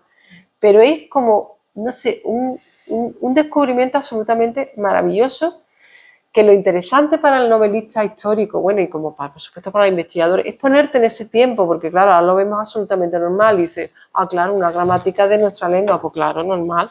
No, pero en esa época no era normal absolutamente, o sea, que te das cuenta de que es una rareza absolutamente extravagante, ¿no? Cuando además efectivamente hay un proyecto de los Reyes Católicos para difundir la propaganda del imperio que está ascendiendo en latín, ni mucho menos el castellano. O sea que, a pesar de que es verdad que el castellano es una lengua fuerte y que incluso En España, aunque ahora parece que el español atormenta a otras lenguas, fue muy abierto el castellano a permitir que en el Reino de Aragón, con el valenciano, el catalán y todo eso, se permitía que fuera una lengua jurídica también. O sea, que es muy curioso, ¿no? Ponerse en ese momento lingüístico es muy interesante para comprender lo que hizo Nebrija. Realmente fascinante, de verdad. Bueno, yo tendría que decir que me ha gustado muchísimo tu libro.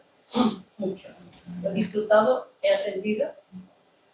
He reconocido a Nebrija humanista, científico, pero también he reconocido al personaje, pues en el epílogo, y a la persona. Porque claro, Nebrija, he visto esa persona, no el personaje.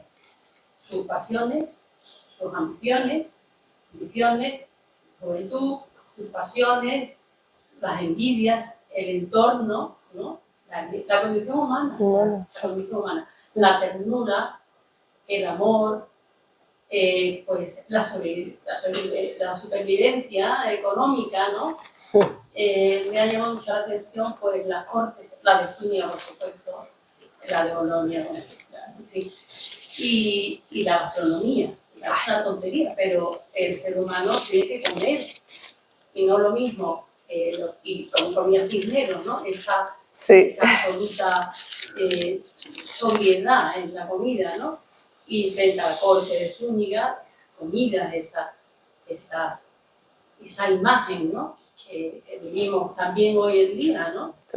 Y ese contraste, que lo ha hecho muy bien, la tecnología, ¿no? Y cómo se hace un negocio y cómo eso se pone en solfa y, en fin, yo he disfrutado muchísimo. También confieso que he consultado el diccionario. Claro, yo también. No, eso no. Sí. Pero digo, voy a enterarme bien del tema, por ejemplo, de la postura, ¿no? El vestuario. Sí. Esas palabras con al, ¿no? El espallate, no sé qué. ¿Esto qué es? Lo entiendo, ¿no? Esto será el sastre, la costurera, la no sé qué. Pero voy a enterarme bien con detalle. Exactamente. Exactamente esto, ¿no? Claro. Pero claro, la vestimenta de la época no es la vestimenta de ahora, ¿no? Claro. Y entonces tú dices, esto me sobrecoge un poco, me pasa, ¿no? Por lo cual pues, he disfrutado muchísimo, he aprendido muchísimo y nada, y has hecho difundir a ese personaje, convertirlo en persona, porque al final pues, ese personaje tuvo que ser persona de alguna manera, ¿no? ¿Verdad? Sí. Así que, Ese era, muchas gracias, me alegra de... yo como lectora te digo que ha sido una apreciación muy, muy cercana, como te diría, ¿no? A mí el humanista y el científico, pues ese es el personaje persona. Claro. Es que eso era lo difícil, porque claro, yo al principio, como os digo, pues bueno, la misión que tenía es eso, el autor de la gramática, el que está en los pedestales de las estatuas, que encima Lebrija, no sé si habréis visto la estatua que hay de Lebrija, que es de la Fita, en la plaza del pueblo, pero está como altísimo, y digo, que llega ese hombre, es imposible, ¿no? Entonces, claro, ¿cómo era él? Ese era el gran reto. Es verdad que uno de los primeros chispazos que tuve yo fue en el prólogo de las distintas ediciones de las introducciones latinas, como tuvo tantísimas, iba desgranando cosas de su carácter. Y ahí fui dándome cuenta y digo, uy, este es un orgulloso intelectual. Es un poco chulesco.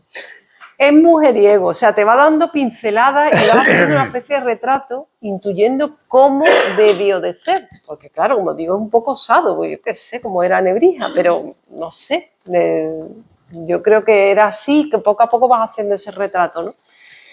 Y después, efectivamente, la vida cotidiana. A mí me parece fundamental el estudio de la vida cotidiana en la novela de época, que yo muchas veces cuando leo algunas novelas históricas, yo como vosotros, me gusta la novela histórica, pero hay veces que de verdad es una cosa tan plana, tan parecida ahora, que no es así. Tú tienes que conectar al lector de ahora con ese lector, con ese personaje del siglo XV, porque en el fondo somos iguales, exactamente iguales. Exacto, es igual. No cambia, o las costumbres cambian, pero es igual. La persona está ahí. Absolutamente igual. las mujeres, con la diferencia de que tenían otra Exactamente. condición social, ¿no? Otra aceptación No igual que social. ahora, claro, pero puedes entenderlo. Luego, en la época de la vejez, como él dice, yo ya no acabo de entender del todo, Claro, es un personaje, ¿verdad? una persona. Sí. Sí, esa parte de, primero está el Nebrija audaz, joven, que se quiere comer el mundo y cuando vuelve de Italia, aquí voy a poner yo batalla contra todos estos viejos profesores. Y luego ya él es un viejo profesor y el mundo ha cambiado, porque el mundo ha cambiado porque es que la España del Renacimiento, la España del descubrimiento, la España en la que ya triunfa el mundo mercantil y no tanto el intelectual.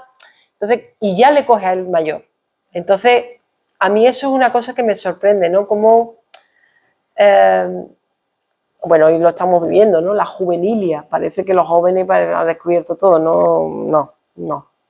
Esto lo has visto ya, cualquier persona con interés por la historia te das cuenta de que esto ha ocurrido tantas veces, ¿no? Y dices, pero ¿qué me estás contando, no? Entonces, ese paralelismo yo quería que el lector lo descubriera con Nebrija, ¿no? Que es un personaje pionero, revolucionario y tal, pero ya llega un momento en el que él ha hecho un cambio, pero ya se da cuenta de que ya ha pasado a otra época, es ya pasado de moda. Y además hay otro guiño que yo lo detecté simplemente leyendo los libros sobre en fin, la época universitaria, ¿no? Ya te das cuenta cómo en el siglo XV, que es la gran época de la Universidad de Salamanca, y después ya el siglo XVI, tú te das cuenta cómo las normas que empiezan a cambiar. Y Nebrija y otros profesores se convierten en unos coñazos, perdona por la palabra, porque ellos, digamos que tenían un nivel de esfuerzo. Y ves cómo el esfuerzo va siendo cada vez menos importante. ¿Qué es lo que pasa ahora? Pues es lo mismo, absolutamente lo mismo. O sea, te das cuenta que en ese tránsito del siglo XV al XVI ya hay gente que está advirtiendo de que hay una fragilidad en los estudios y una superficialidad en los estudios y ya no se habla en latín. Por ejemplo, una de las cosas que quería Nebrija era uno de los profesores que batallaba porque se hablara en latín en todas las escuelas, o sea, estaban las escuelas mayores y las escuelas menores, o sea, si habéis visitado Salamanca, pues toda esta parte de la universidad, donde está la estatua de Fray Luis, ahí había que, no puede estar hablando en castellano, tiene que estar hablando en latín. Y ahí perdió, porque dice, pero ¿qué me voy a decir? Entonces, claro, los jóvenes jiji jaja de una época mercantil donde el mercader era el que ganaba dinero, o sea, ahora mismo, ¿verdad? ¿Qué es lo que dice? Perdona, Nebrija, vete a tus libros y paso de ti. Entonces, ahí hay otro paralelismo con nuestra época, ¿no? Que se vivió ya entonces. Te das cuenta de que cualquier persona interesada con la historia, te das cuenta de que todo se va repitiendo, ¿no? Y eso es lo que yo intenté cuando encontraba cosas así de la época, y digo, es que es igual. O la misma construcción de la universidad, o sea, la Catedral de Salamanca. Los que conocéis Salamanca, está la Catedral Vieja y la Catedral Nueva. Menos mal, ¿no? Porque es de los pocos casos en los que no se ha destruido la Catedral Antigua, ¿no? Pero representa esa Salamanca medieval y la Salamanca del Renacimiento con mucha pasta. Y venga, y bueno, lo que se hizo en la época, que eso pasó también en Sevilla, ¿no? Como las capillas se daban a los más nobles para enterramientos, o sea, el dinero, ¿no? El dinero, el triunfo del dinero. Entonces, igual.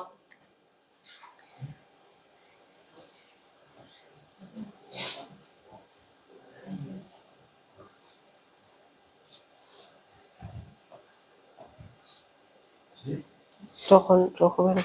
Bueno, dos cositas. Una, leí aquí y sácame de la curiosidad si eso sigue haciendo así en todos los idiomas. Que en el español, o el castellano, que ya nunca saben qué decir, que nada más que en este idioma existe el aumentativo y el diminutivo. Bueno, eso yo no soy especialista en filología, naturalmente. Por cierto, ha leído la novela muchos filólogos y ninguno me ha dicho que esté mal. O sea que, pero sí es verdad que Nebrija en su gramática apunta a esta novedad del castellano, el aumentativo y el diminutivo. me sorprendió mucho. Otra cosa es decir, ¿qué recurso literario quieres emplear? Porque algunos capítulos, sobre todo cuando habla Francesca, Sí. no sé si es porque la historia es verídica, quieres darle ese punto de historicismo, o bien porque es Francesca, le va a tomar el protagonismo de narradora, pones la ciudad y la fecha. Y en otros Pero Francesca, la estudiante esa de Salerno o Francisca. no, la de aquí, la de aquí. Ah, la de aquí, Sí, porque Francisca. pones Alcalá de Henares. Sí, sí. Es verdad. En determinados capítulos. Claro, porque la novela, yo empecé escribiéndola, bueno, la vida de Nebrija, tercera persona, decidí arrancar cuando él se va a Italia porque es como la parte de la aventura, así y tal, pero después salió la necesidad de hacer una réplica de un personaje, que al final fue Francisca, su hija, en primera persona, es decir, está la tercera persona y la primera persona. La tercera persona nos cuenta la vida de Nebrija casi cronológicamente, desde Italia, aunque él va recordando cosas y tal. Y Francisca habla desde un presente, no nuestro presente, pero un presente. Entonces, claro, muchas veces tú tienes muy claro en la cabeza estos cambios cronológicos, pero el lector no tanto. Yo me he dado cuenta que a lo mejor yo empiezo un episodio y dices, hasta el rato no me di cuenta de que estaba en 1522 y yo creía que estaba en 1468. Entonces hay algunas veces que haces concesiones porque es verdad que un lector debería darse cuenta porque hay una parte escrita y muy clara. Yo intento hacer una novela asequible, aunque tenga mucha gente me dice que es una novela muy literaria, muy histórica y no sé cuánto, pero son novelas, es una novela creo que clara, ¿no? Entonces está la parte, digamos, del pasado y la parte como de nuestro presente que no es presente. Eso es. Entonces tuve la necesidad esa como permitirle al lector que un poquito de esfuerzo, tampoco el pobre. Déjame que le voy a permitir de leer 4 líneas, y con lo cual demuestra la calidad literaria que tiene. Dice, García del Castillo dejó la vitela para acariciar otra piel, y Francisca se sintió de pronto convertida en delicado pergamino, en un libro del que se podían pasar con ternura las páginas y hasta leer los renglones más recónditos. No se puede tener más finura para describir. lo que estaba haciendo. Bueno, es verdad. Mira, ahora a principios de julio me han invitado a la Universidad de Alicante un curso de verano que se titula El erotismo en la literatura. El erotismo en la novela de época es muy difícil porque a mí no me gusta, ¿verdad? Yo quiero ser sutil. Y, por ejemplo, en Nebrija hemos visto que salen sus escenas, pero una mujer en escenas eróticas, entonces, claro, o la cagas o a lo mejor queda fino, gracias, porque parezca fino, porque es la típica materia, no lo sé, pero es la típica materia que queda, de hecho, creo que hay un premio a la peor escena erótica de una novela, ¿verdad? Entonces, claro, es un terreno, y por ejemplo, eso me divertí mucho, la escena que Nebrija joven descubre que, bueno, aquí no vamos a decir ningún, como dicen ahora, spoiler, que nuestro Nebrija diría, ¿qué haces utilizando una palabra inglesa? Pero sí es verdad que, bueno, que descubre que el supuesto estudiante es una estudiante, ¿no? Que es, por cierto, otra cosa, pero que es característica que ocurrió a muchísimas mujeres que se disfrazaron de hombre para asistir a la universidad, o sea que es una realidad que encontramos en muchos casos. Entonces, esta Francesca, pues claro, cuando ese Nebrija tiene los encuentros amorosos, claro, detrás hay mucha literatura y muchos poemas del amor cortés, pero que no es amor cortés, sino que es amor de verdad carnal. Definitivo. Entonces, claro, y encima es una muchacha que no es tonta y que encima es médico y que ya sabe las partes del cuerpo. Y encima, otra cosa que yo me atrevía también a hacer, el tema de la menstruación. El tema de menstruación ha sido muy poco contado en la literatura. Entonces, digo, toma ya, Nebrija, siglo XV, que todavía está en la parte del siglo XV. Aquí con una muchacha que está menstruando, toma ya, ahí va eso. Son como atrevimientos. Claro, después, ¿queda bien o queda mal? No lo sé. Es una parte tan solitaria en la que tú te atreves a hacer esas cosas que luego dices, ay, madre mía, a ver cómo resulta, porque no sabes si chirría o no, ¿no? Pues bueno, vamos a ver. Ahí está, vamos a ver. Eva, a mí me quedó antes, cuando leí sobre la parte de la lengua, una pequeña duda que la sigo teniendo. La incógnita no se me ha revelado después de la última novela, pero ni en general, porque incluso he intentado buscarla. El panorama que se debe encontrar Nebrija respecto a lo que se hablaba, idioma que se hablaba, latín por un lado, la lengua romance correspondiente, todo el mundo musulmán. Pero cuando Isabel y Fernando, Isabel de Castilla y Fernando, hacen, en fin, se van a casar, establecen un convenio, me parece que es en Quisando, en el año 1470 y tanto, ¿no?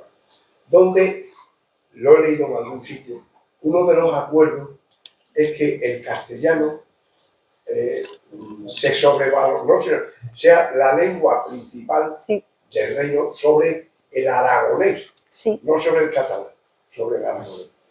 En toda la novela, pero en general lo que he leído en Nebrija, no he encontrado ninguna alusión a ese mundo que Nebrijo debió encontrarse, muy importante, que fue todo lo referente al aragonés y al catalán, que también estaba en la lengua popular y que sobre todo en el comercio que empezaba en la época se hablaba. ¿Ha encontrado alguna referencia que Nebrija se preocupara de la presencia, hablando de España, aunque sea una presencia vulgar, pero del aragonés y del catalán, que era sobre todo la lengua casi del comercio? Exactamente, claro, fíjate, de toda la parte del Mediterráneo, además, todo el comercio mediterráneo, muy importante. Estamos hablando de Castilla como si... Sí. Esta es una novela sobre todo castellana, es una novela, claro, que se desarrolla en el Reino de Castilla y que, bueno, el castellano es el que va a triunfar y que luego será lo que hoy llamamos el español, ¿no? Pero sí es verdad que leí muchas cosas de ese tipo y me pareció sorprendente porque es un momento en el que todo está casi al mismo nivel, pero es verdad que en esa época la Castilla era mucho más fuerte. Es una época en la que el reino de Aragón sí que había sido importante, claro, y había sido importante antes, ya está ahí como más tocado. Pero como tú has dicho, el dinero estaba ahí porque era todo claro, el comercio mediterráneo. Todo el comercio mediterráneo, claro, pero estaba como muy ya agotado.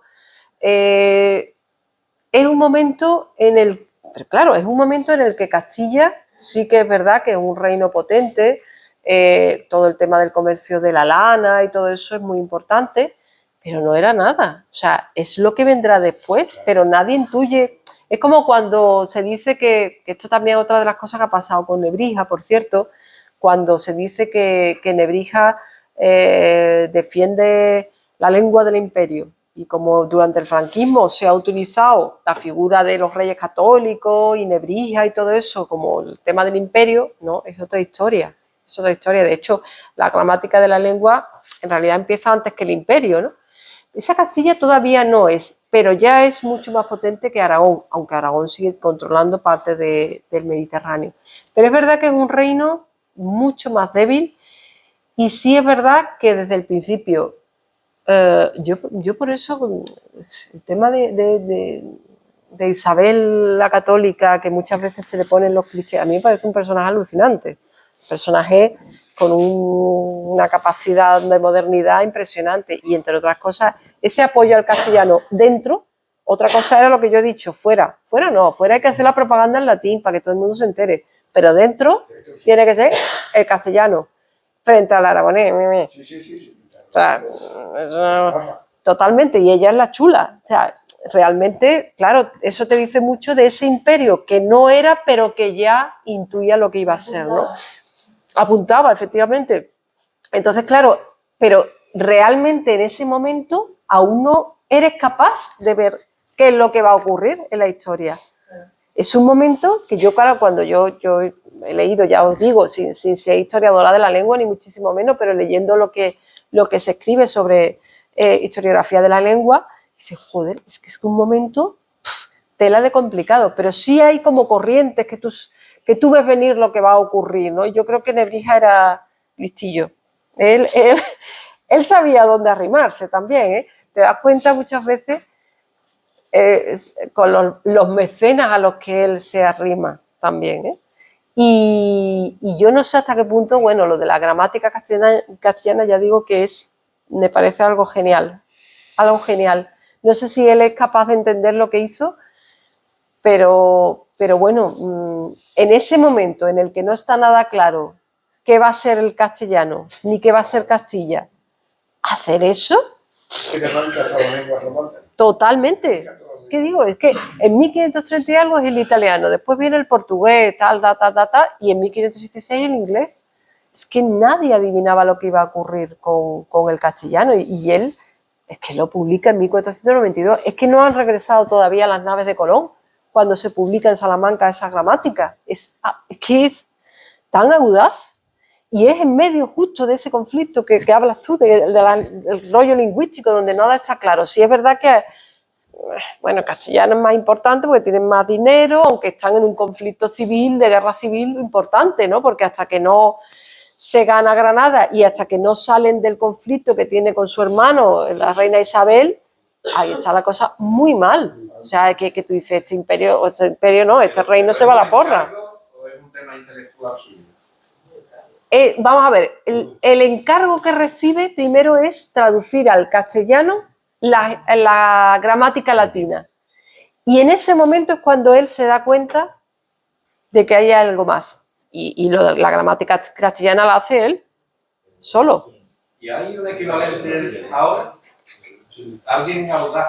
¿Alguien maldito? El Miranda Podadera. El Miranda Podadera. ¿El qué? El Miranda Podadera. Claro, es que después de Nebrija yo no he leído a lo largo No de toda la sé. historia que apareciera en ningún libro ni de prosodia, ni de gramática, ni de morfología, ni de sintaxis, de nada. El Es que- Miranda Podadera que... Sí, es que es muy curioso eso porque, bueno, eso ya digo, 1492 y hasta el siglo XVIII los académicos de la lengua no reeditan esa gramática, es que es absolutamente sorprendente. Y después incluso que no hemos hablado del diccionario, el diccionario también es de una audacia porque digamos que él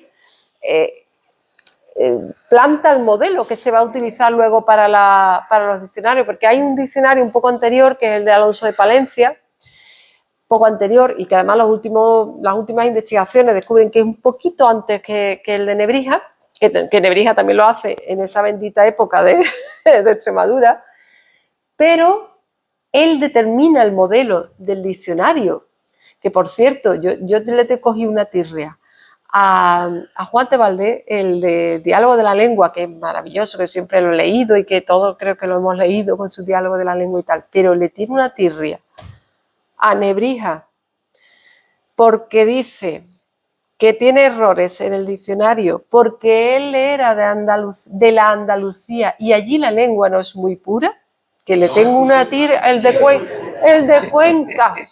de Cuenca Valdés, que a mí me encantaba Valdés, y le tengo una tirria tremenda. Porque es que, vamos a ver, pero si es que Nebrija es el que como que crea las cosas antes. El otro es un jovencito que viene a enmendarle la plana y encima dice lo de Andalucía. Ah, verdad. ¡Oh, qué coraje! Voy a hablar a Juan, abundando lo que tú hablas del Antonio, Sí. el Miranda. El Miranda. De gramática, no la gramática, que son 5 tomos, luego y la que se daba en todas las universidades. Claro. Yo recuerdo a mi profesor de lengua, que provenía de la Universidad llevando 1950, no había pasado, ¿no? Y este hombre hablaba como el Miranda. El Miranda. En claro. Miranda, en Miranda Poderoso. Sí, sí, sí, sí, sí, ¿verdad? Claro, hay como hitos en la historiografía pero claro, realmente te das cuenta de eso, que este es como el primero que... Es que hay otra cosa sorprendente del personaje, y es que en la época la consideración de gramático era como algo absolutamente menor. Y él cuando vuelve de Italia le planta batalla eso a los teólogos, a los juristas, a los médicos, porque les dice, ustedes no saben latín, ¿no? Entonces no entienden realmente sus materias. Se mete con los médicos porque confunden las palabras en latín y dice, ¿cómo van a saber las partes del cuerpo si no saben leerlas en latín? No saben leer la literatura ecolatina de medicina, y así el resto, ¿no? Pero realmente la gramática era como una ciencia absolutamente menor. Entonces, él es una persona que, aparte de un gran humanista, latinista, es el gran defensor de la gramática en una época en la que era considerado una ciencia menorísima. Vamos. Hombre, ya que lo dice, yo personalmente creo que la gramática iría por un lado y el resto de la ciencia por otro, y no le echaban cuenta. Claro. Y incluso me atrevo a decir que menos mal, porque cuando te estás especializando en una cosa, no estás pensando tanto cómo lo expresas, de claro. cómo lo que consigues. Claro, claro. Y yo creo que hoy pasa lo mismo. Si estamos en la duda de si tenemos que entendernos en inglés o entendernos en la lengua nativa, estamos con otras preocupaciones, y si hemos conseguido expresarnos de una forma que me entienda que está enfrente, pues menos mal. Claro, lo que... No, claro. Y creo que sí. Ayer decía el Saramago en un documental sobre César Manrique una cosa preciosa, dice, no sé si era Jesucristo, pero tenía razón. Claro, no. Es que... Sí, él lo que decía era eso, decía, verás que lo principal es conocer la lengua del bien decir y el bien escribir, claro, y ante todo lo que me digáis, bueno, pero sí, yo coincido contigo totalmente. Hoy parece que es más importante a lo mejor hablar en inglés que el conocimiento de fondo, pues no. Pero en esa época creo que era importante lo que decía, sobre todo porque además el Renacimiento, la clave está en esa conexión y en ese rescate que hace del mundo grecolatino. Entonces, claro, él decía, pero si no sabéis leer latín, ¿cómo vais vosotros a leer a Hipócrates si es que no sabéis nada, si es que ni Cicerón, nada? Entonces, es una revolución. Hoy no tiene nada que ver, pero en esa época tenía su cosa. Bueno, aquí podíamos estar unos cuantos de días, pero dentro de un momento van a apagarnos la luz. ¿La hora qué es? Es que podríamos estar hasta mañana. Pero bueno. Es que van a venir dentro de un claro, momento. Por razón. Así que vamos a... Muchas gracias. Sí, claro.